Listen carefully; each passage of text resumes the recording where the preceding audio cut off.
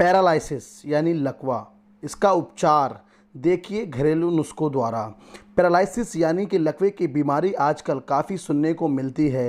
किसी की पूरी बॉडी पैरालिसिस का शिकार हो जाती है तो किसी की आधी बॉडी इस बीमारी की चपेट में आ जाती है। कुछ लोगों के शरीर के किसी विशेष अंग को भी पैरालिसिस हो जाता है। लकवे के रोग का कारण तो साफ है, लेकिन इसके कई प्रकार भी होते हैं। इस रोग में रोगी के शरीर के नीचे का भाग अर्थात कमर से नीचे का भाग काम करना बंद कर देता है। इस रोग के कारण रोगी के पैर तथा पैरों की अंगुलियां अपना कार्य करना बंद कर देती हैं। आइए इस वीडियो के माध्यम से हम पैरालिसिस के विभिन्न उपचारों के बारे में जानें। लकवे के रोग के प्रकार कौन कौन से होते हैं। अर्धांग का लकवा, इसमें शरीर का आधा भाग कार्य करना बंद कर देता है, अर्थात शरीर की दायां या बायां भाग कार्य करना बंद कर देता है। डॉक्टर बताते हैं कि बीते कुछ समय में इस प्रकार के लकवे के मामले काफ़ी बढ़ गए हैं। एकांग का लकवा, तीसरा है एकांग का लकवा, जिसमें शरीर का केवल एक हाथ या एक पैर अपना कार्य करना बंद कर देता है। जब तक यह अंग दिमाग के जिस भाग से जुड़े हैं वह ठीक नहीं हो जाता, तब तक यह अंग काम नहीं करता। मुखमंडल का लकवा, लकवे का चौथा प्रकार है पूर्णांग का लकवा। इसमें ज़्यादातर मामले दोनों हाथ के लकवे या दोनों पैर के लकवा हो जाने के सुनाई देते हैं। इसके बाद पांचवें प्रकार का लकवा है मुखमंडल का लकवा हो जाना, जिसमें रोगी के मुंह का एक भाग टेढ़ा हो जाता है, जिसके कारण मुंह का एक ओर का कोना नीचे दिखने लगता है और एक तरफ का गाल ढीला हो जाता है। इस रोग से पीड़ित रोगी के मुंह में अपना आप ही थूक गिरता रहता है। मेरुमज्जा लकवा, इसके बाद छठे प्रकार का लकवा है मेरुमज्जा प्रदाहजन्य लकवा। यह काफ़ी समय समस्या उत्पन्न करता है। इस प्रकार के पैरालिसिस में शरीर का मेरुमज्जा भाग कार्य करना बंद कर देता है। यह रोग अधिक सेक्स क्रिया करके वीर्य को नष्ट करने के कारण होता है।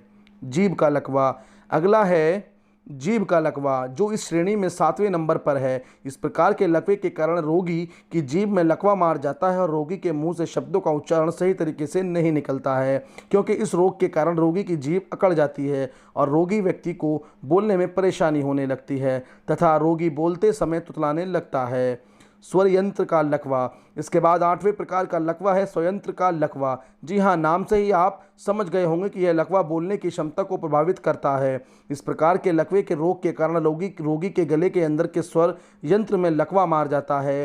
परिणाम स्वरूप रोगी व्यक्ति की बोलने की शक्ति या तो काफ़ी प्रभावित हो जाती है या पूर्ण रूप से नष्ट हो जाती है। सीसा जन्य लकवा, इसके कारण रोगी के मसूड़ों के किनारे पर एक नीली लकीर पड़ जाती है। रोगी का दाहिना हाथ या फिर दोनों हाथ नीचे की ओर लटक जाते हैं। इतना ही नहीं, रोगी की कलाई की मांसपेशियां कमज़ोर हो जाती हैं। कई बार तो रोगी की कलाई टेढ़ी भी हो जाती है और अंदर की ओर मुड़ जाती है। इस लकवे के कारण रोगी की बाह और पीठ की मांसपेशियां भी रोगग्रस्त हो जाती हैं। कैसे होता है इसका इलाज? प्राकृतिक तरीके से जानिए। लेकिन बहुत कम लोग ये जानते हैं कि प्राकृतिक रूप से लकवा जैसी बीमारी का इलाज संभव है। प्राकृतिक चिकित्सा से हर प्रकार के लकवा रोग का उपचार पाया जा सकता है। केवल ज़रूरत है तो एक एक करके इस रोग के कारण और उपचार के समझने की। चलिए जानते हैं। नींबू पानी, लकवा रोग को दूर करने का एक और इलाज मौजूद है जो पूर्ण रूप से प्राकृतिक है। इसके अनुसार पीड़ित रोगी को प्रतिदिन नींबू का पानी एनिमा लेकर अपने पेट को साफ करना चाहिए और रोगी व्यक्ति को ऐसा इलाज करना चाहिए जिससे कि उसके शरीर से अधिक पसीना निकले, क्योंकि पसीना इस रोग को काटने में सहायता होता है।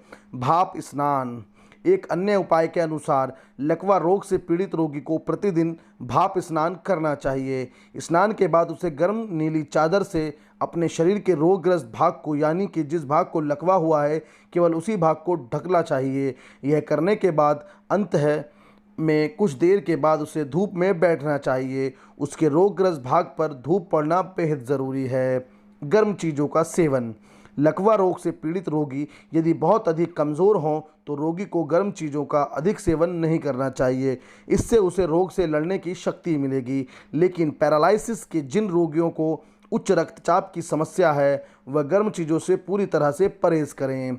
रीढ़ की हड्डी को सही रखें, लकवा रोग से पीड़ित व्यक्ति को अपनी रीढ़ की हड्डी को दुरुस्त बनाए रखने की भी कोशिश करनी चाहिए, क्योंकि मस्तिष्क की इंद्रियां यही से गुजरती हैं। यहाँ रोज़ाना गर्म या ठंडे पानी से सिकाई करनी चाहिए।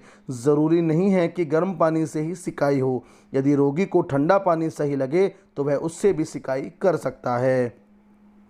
गीली मिट्टी का लेप, लकवा रोग को काटने के लिए लकवा रोग से पीड़ित रोगी के पेट पर गीली मिट्टी का लेप करना चाहिए। यदि रोज़ाना ना हो सके तो एक दिन छोड़कर यह उपाय ज़रूर करना चाहिए। उसके बाद रोगी को कटी स्नान करना चाहिए। यदि यह इलाज प्रतिदिन किया जाए तो कुछ ही दिनों में लकवा रोग ठीक हो जाता है। पर्याप्त पानी पिएं। इसके बाद अगला उपाय थोड़ा अनूठा है, लेकिन अगर सही तरीके से किया जाए तो सफल ज़रूर होगा। लकवा रोग से पीड़ित रोगी को सूर्यतप्त पीले रंग की बोतल का ठंडा पानी पीने से कम आधा कप 4-5 बार पानी पीना चाहिए तथा लकवे से प्रभावित अंग पर कुछ देर के लिए लाल रंग का प्रकाश डालना चाहिए और उस पर गर्म या ठंडी सिकाई करनी चाहिए।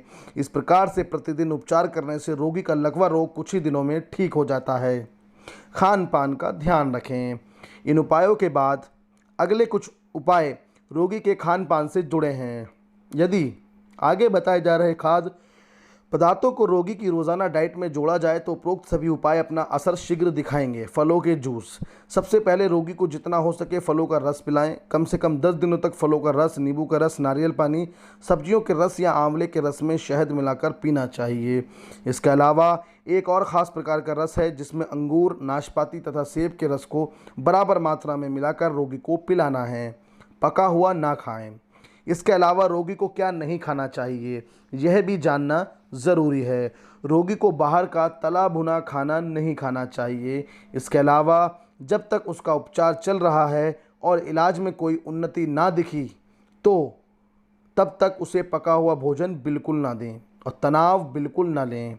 लकवे रोग के कारण मस्तिष्क का चाहे कोई भी भाग नष्ट हुआ हो, भले ही पूर्ण मस्तिष्क नष्ट ना हुआ हो, लेकिन रोग के बढ़ने की संभावना बनी रहती है। इसलिए उपचार के दौरान रोगी के दिमाग को किसी प्रकार की कोई चोट ना पहुंचे, इस बात का खास ख्याल रखना चाहिए। रोगी को किसी प्रकार का कोई मानसिक तनाव ना होने पाए, यह भी ध्यान रखें। यदि वह मानसिक रूप से स्वस्थ होगा तो जल्द ही उसके ठीक होने की संभावना भी बनेगी। आशा करता हूँ आपको ये जानकारी बहुत ही उपयोगी लगी होगी। अगर आपको ये जानकारी अच्छी लगी तो प्लीज़ वीडियो को ज़रूर लाइक कीजिए। अगर आप नए हैं तो चैनल को सब्सक्राइब ज़रूर कीजिएगा।